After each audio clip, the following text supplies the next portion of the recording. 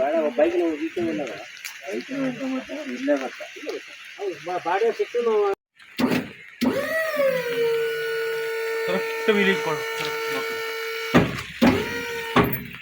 ಊರು ಕಾನಗೋಡು ಪಂಚಾಯತಿ area ಕಾನಗೋಡೂರು pitching ಮಾಡೋ ಇಲ್ಲಿ ಏರಲ್ಲಿ ಇದಕ್ಕಿಳಿದು ಈಗ ರಸ್ತೆ ಮಾಡೋದಂಥದ್ದು ನಮ್ಮ ಏರಿಂತಲೇ ಹೇಳುವಂಥದ್ದು ಒಂದು ಕ್ರಿಟಿಕಲ್ ಪೊಸಿಷನ್ ಇದ್ದಂಥ ರಸ್ತೆ ಒಳಗೆ ಅದು ರಸ್ತೆ ಅಗಲೀಕರಣ ಆಗಲಿಲ್ಲ ಅಂತೆಲ್ಲ ವೆಹಿಕಲ್ ಬಂದ ಕೂಡಲೇ ಒಂದು ಬಿಡಿಗೂ ಸೈಡಿಗೆ ತರಲಿಕ್ಕೆ ಆಗೋದಿಲ್ಲ ಅಂತೆಲ್ಲ. ಈಗ ಒಂದು ಗಾಡಿ ಬಂದು ನಮಗದು ಯಾರಿಗೂ ಹೋಗ್ಲಿಕ್ಕಾಗದೆ ಇದ್ದಾಗ ಗಟಾರದಂಚಿ ಬಿದ್ದದೆ.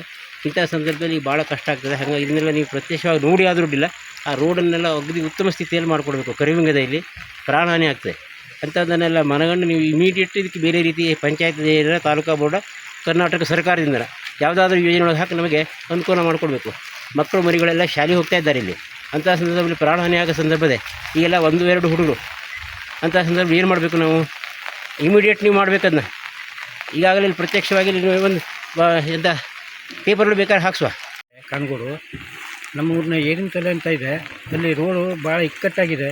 ಆಚೀಚೆ ಸೈಡು ಬರೋ ಮೊದಲೇ ಕಾರೆಲ್ಲ ಸಿಕ್ಕಾಕ್ಕೊಂಡು ಭಾಳ ಕ್ರಿಟಿಕಲ್ ಸಮಸ್ಯೆ ಆಗ್ತಾಯಿದೆ. ದಯವಿಟ್ಟು ಇದನ್ನು ಸರಿಪಡಿಸ್ಬೇಕು ಅಂತ ನಾವು ವಿನಂತಿ ಮಾಡ್ತೇವೆ. ಪ್ರತ್ಯಕ್ಷ ಸ್ಪಾಟ್ ಇನ್ಸ್ಪೆಕ್ಷನ್ ಮಾಡಿ ನೀವು ಅದನ್ನು ಕ್ರಮ ಕೈಗೊಳ್ಳಬೇಕು. ಇಲ್ಲ ನೀವು ಒಂದು ಸತಿ ಸ್ಪಾಟಿಗೆ ನಿಮ್ಮ ಅಧಿಕಾರಿಗಳು ಸಂಬಂಧಪಟ್ಟವ್ರು ಬಂದು ನೋಡ್ಬೋದು.